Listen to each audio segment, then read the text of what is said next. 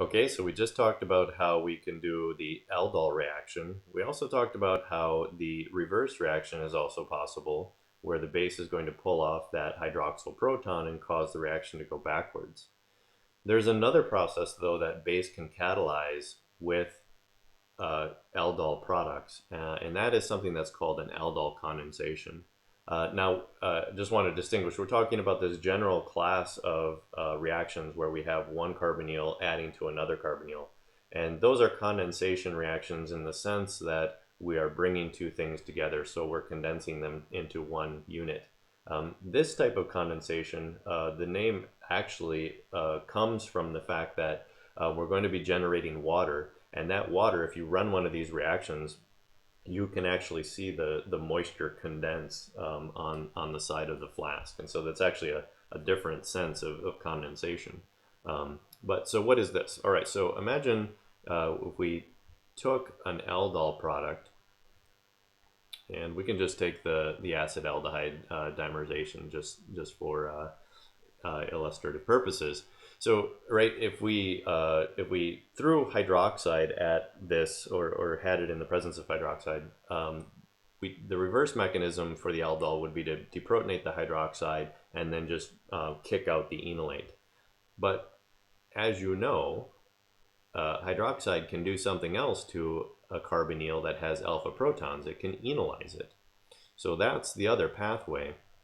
And so if we let this aldol product sit around with hydroxide for an extended period of time, we are going to start to access the enolate of this material here. Okay, and that is going to give us this enolate. Okay, and now what can happen here? Well, what can happen is that this enolate can actually eject that hydroxide, right? So electrons kick down there. This then shifts over and then expels that hydroxide.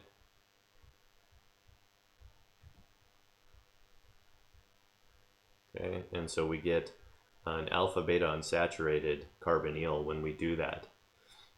Now, we talked about other cases where we have hydroxide as a leaving group, and we talked about the reasons why this is okay.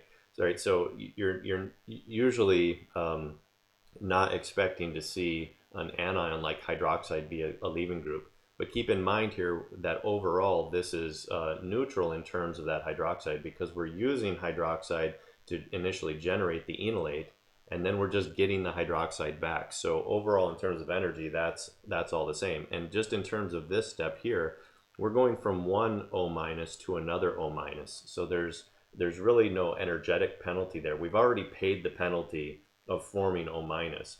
So in this case, eliminating that hydroxide gets you a nicely stable product, and then also gets you some entropic benefit by getting two molecules out of one. Okay, so that's why we can do this expulsion of the hydroxide in this case.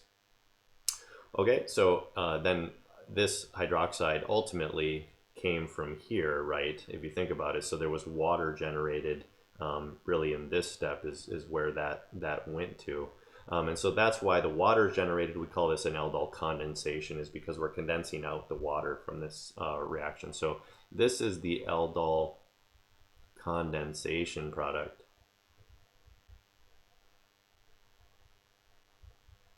Okay, so this process here, actually, in fact, I should have not done this here. This reaction, for all intents and purposes, is not reversible. Okay, that's very key. So an aldol reaction is reversible. It can just bounce back and forth. But as soon as it gets to the point where it's eliminated water, it's then stuck. And what that means is that the product is so stable that it really isn't going to come back. So aldol condensation products are not reversible, and they're stuck there. Okay? So that's actually the base catalyzed mechanism for aldol condensation. We can actually do an acid catalyzed as well. Okay, so let's take that same aldol product. Okay. And so what we're going to do in this case is, just sort of like we've seen before, where we did either the acid catalyzed hydrate formation or the base catalyzed hydrate formation. It's kind of the same principle here. What we're going to do in this case is we're going to treat this with some proton source. And so what we're going to do here is to actually protonate this hydroxyl group.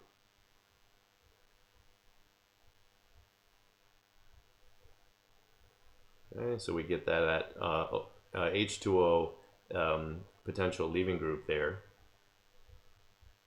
Okay, and now what we're going to do is to access the enol. Right, we're not going to do an enolate because we don't have base around in this case. We're going to access the enol. So I'm just going to let this tautomerize. Okay. We're not going to go through the mechanism of that. We've talked about it, but it's not that important here. So we're going to let that tautomerize, which remember is very, very facile, particularly in the presence of acid. Okay, so there's our enol.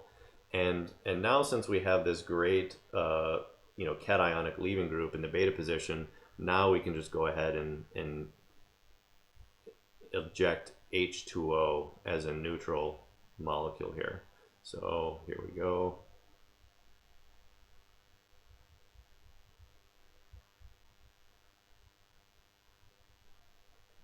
And there we just spit off H2O, so it's still condensation.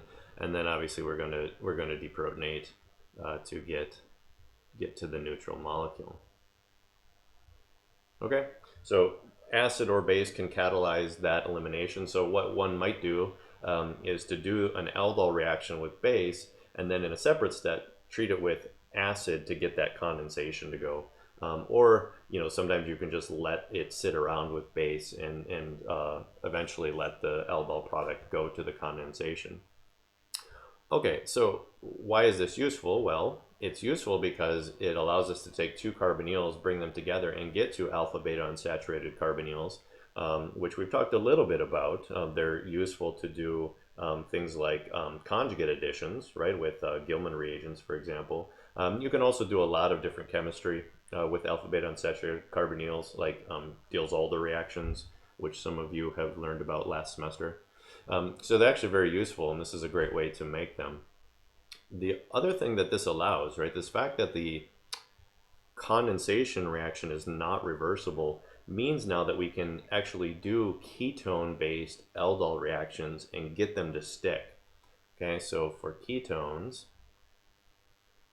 and let's just return again to the acetone example.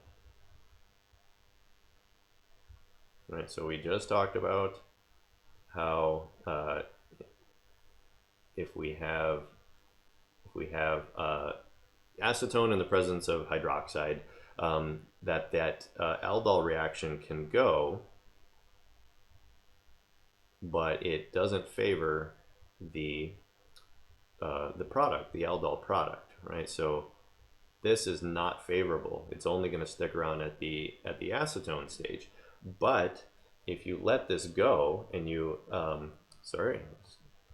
if you let this go and it can access the enolate and then can eliminate, it can actually go all the way to the aldol condensation product, right? Which is going to look like this for acetone.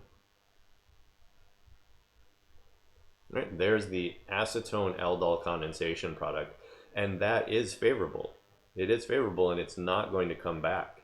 And so it's kind of it's a little bit weird, but practically speaking, you can't get here, but you can get here. And all that means is that you can't access this in a stable way, but you can force it to go to something that is stable.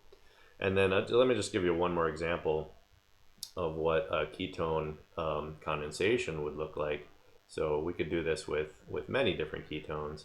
So here's cyclohexanone, sodium hydroxide, and incidentally, we're usually going to involve heat. We're going to do heat for these reactions, really just to speed up the actual condensation part. So we'll just put heat in there. Anyway, if we do cyclohexanone aldol condensation, we will get to that product, okay? And then of course we're generating water.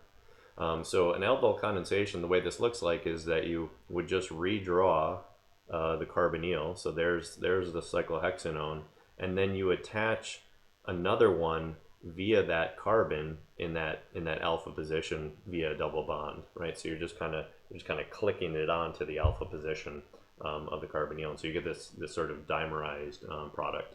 Okay. All right. So that's the aldol and the aldol condensation. But you might have noticed that the only thing we've been talking about so far is really just taking the same carbonyl and getting it to come together.